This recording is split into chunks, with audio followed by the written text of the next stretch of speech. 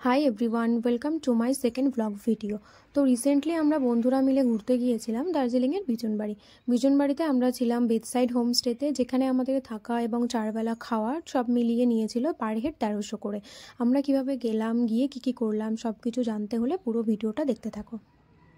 তো সকাল 6টায় ঘুম থেকে উঠে রেডি হয়ে আমরা বার হয়ে গেছিলাম রুম থেকে। ফার্স্ট কিছু দূর গিয়ে আমরা কিছু স্ন্যাক্স কিনে নিয়েছিলাম, কারণ সকালে আমাদের কিছু খাওয়া হয়নি, ভাবলাম যে কিছু কিনে নিয়ে গিয়ে খাবো। এরপর আমরা একটা লোকাল গাড়িতে করে দার্জিলিং মোড় গিয়েছিলাম। দার্জিলিং মোড় থেকেই অ্যাকচুয়ালি শেয়ার কারগুলো ছাড়ে বিজনবাড়ি যাওয়ার। শেয়ারে বা রিজার্ভ করেও যাওয়া যায়, কিন্তু আমরা 3জন ছিলাম বলে আমরা শেয়ার কারে করেই গিয়েছিলাম। আর পার হেড সম্ভবত 250 করে নিয়েছিল। এরপর ফাইনালি আমরা দার্জিলিং মোড় থেকে বিজনবাড়ি যাওয়ার গাড়িতে উঠলাম। এরপর গাড়িতে উঠেই আমরা বিস্কিট খাওয়া শুরু করে দিয়েছিলাম, কারণ সকাল থেকে আমরা কিছু না খেয়ে বেরিয়েছিলাম। দার্জিলিং মোড় থেকে বিজনবাড়ি যাওয়ার যে শেয়ার কারগুলো পাওয়া যায় সেগুলো সকাল 8টাতে এবং সকাল 9টাতে ছাড়ে, এবং শেয়ার কারগুলোতেও আগের দিন রাতে ফোন করে বুক করতে হয়। তোমাদের যদি কারো নাম্বার লাগে তো আমাকে বলো, আমি সেন্ড করে দেবো। এরপর 2 ঘন্টা মতো যাওয়ার পর একটা দোকানে দাঁড় করিয়েছিল গাড়িটা কিছু খাওয়ার জন্য। অবভিয়াসলি পাহাড় আসলাম মানে মোমো তো মাস্ট, মোমো খেতেই হবে। কেন জানি না পাহাড়ের মোমোর যেন একটু আলাদাই টেস্ট লাগে খেতে।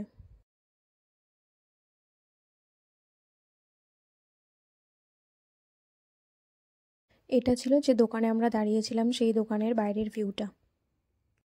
মোমো খেয়ে আমরা আবার গাড়িতে উঠে পড়েছিলাম। কিছু দূর যাওয়ার পর সবাই মোটামুটি নেমে গিয়েছিল, যেহেতু ওটা শেয়ার কার ছিল, সব অজানা লোকজন ছিল। কিন্তু কিছু দূর যাওয়ার পর দেখলাম সবাই মোটামুটি নেমে গিয়েছে।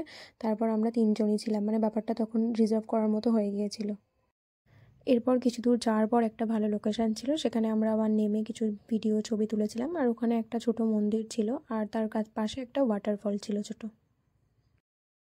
সত্যি বলতে অনেক দিন পর নিজেদের বিজি লাইফ থেকে বেরিয়ে হঠাৎ করে পাহাড়ে ঘুরতে গিয়ে আমাদের নিজেদেরই খুব মন ভালো হয়ে গিয়েছিল।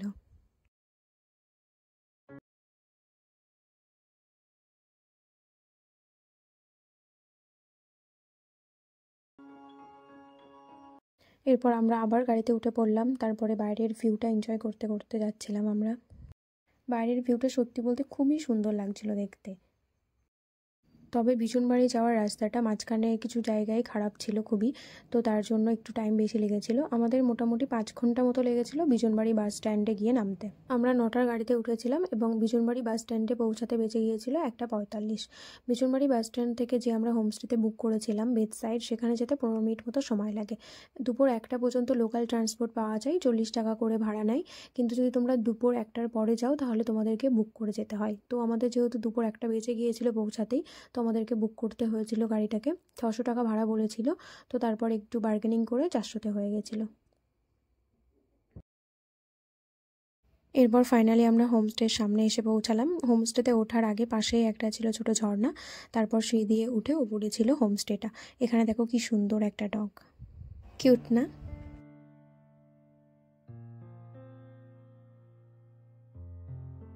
এটা ছিল হোমস্টের বাইরের দিকটা। এরপর চলো তোমাদেরকে ভিতরটা দেখাই। রুমের ভিতরটা খুবই সুন্দর ছিল, আমাদের তো খুবই পছন্দ হয়েছিল। ভিতরে ছিল 2টো বেড, আর জানালা থেকে তোমরা ভিউ দেখতে পাবে, একদম জানালাটা খুললেই সরাসরি পাহাড় দেখতে পাবে। এরপর উপরে উঠলে এরকম 2জন থাকার মতো ব্যবস্থা আছে।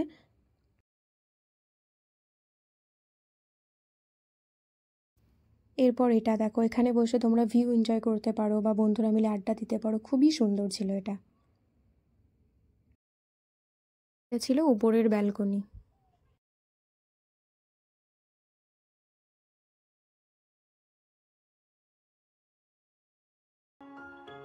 এরপর ফ্রেশ হয়ে আমরা বাইরে এসেছিলাম লাঞ্চের জন্য।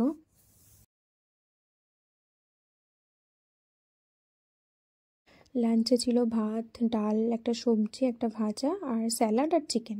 তারপর লাঞ্চ করে 10 মিনিট মতো পরে আমরা আবার রেডি হয়ে বাইরে বার হয়েছিলাম, কারণ হোমস্টে যে দিদি ছিল, দিদি বলেছিল সামনেই নাকি একটা ওয়াটারফল আছে আর উপরের দিকে একটা জায়গা আছে দেখার মতো।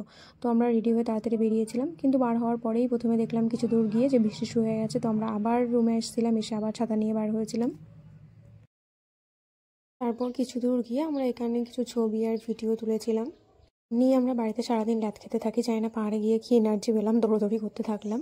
তারপর কিছুক্ষণ থাকার পর আমরা দেখলাম মোটামুটি সন্ধ্যায় হয়ে গেছে। তো তারপরে আবার ফেরার জন্য আবার বেরিয়ে গেলাম।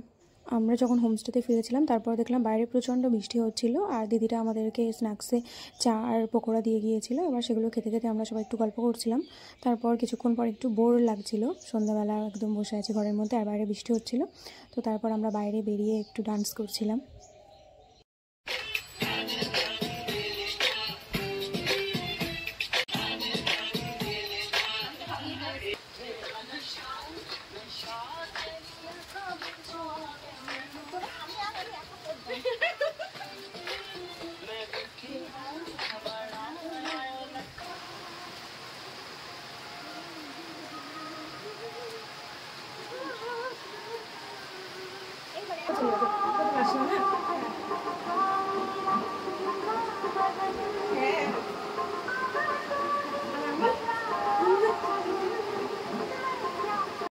কিছুক্ষণ এইসব পাগলামি নাচ করার পর আমরা তারপরে উপরে গিয়েছিলাম ডিনার করার জন্য। দিদিরা দিয়ে চলে গিয়েছিল, কারণ তখন বাইরে বৃষ্টি হচ্ছিল আর আমরা বাইরে ছিলাম, তো দিদিরা দিয়ে চলে।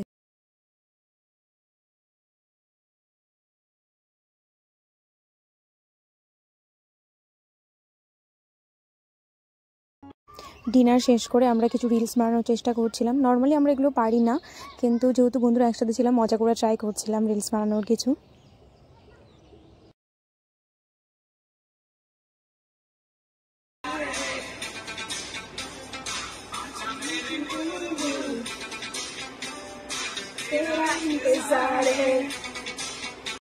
এইসব করে রাতে আমাদের ঘুমাতে একটু দেরি হয়ে গিয়েছিল। তারপর সকালে উঠে দেখো বাইরে একটু একটু হালকা বৃষ্টি হচ্ছিল, কিন্তু সুন্দর লাগছিল বাইরেটা দেখতে খুবই।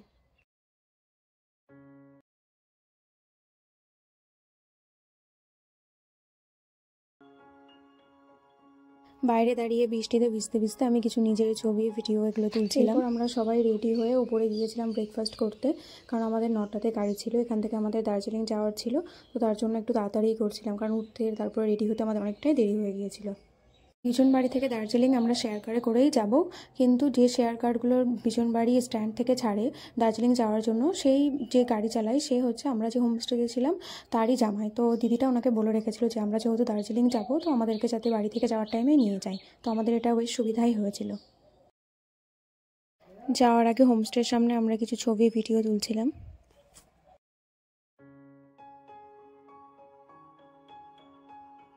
এরপর ব্রেকফাস্ট করে আমরা বেরিয়ে গিয়েছিলাম, কিন্তু তখনও পর্যন্ত বাইরে দেখতেই পাচ্ছ প্রচণ্ড বৃষ্টি হচ্ছিল, বাইরে ভিজে যাচ্ছিলাম আমরা কোনো রকমে, তাও যাচ্ছিলাম।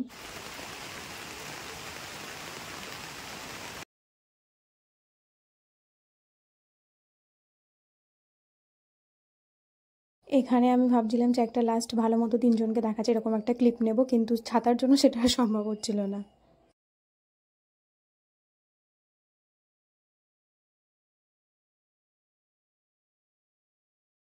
এরপর ভিজতে ভিজতে আমরা ফাইনালি গাড়িতে উঠে পড়েছিলাম। আর বিজনবাড়ি থেকে দার্জিলিং যাওয়ার শেয়ার কারে ভাড়া হচ্ছে 200 করে পার হেড।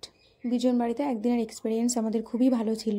এরপর দেখা হবে নেক্সট ভিডিওতে। Thanks for watching and subscribe my channel for more videos. Tata.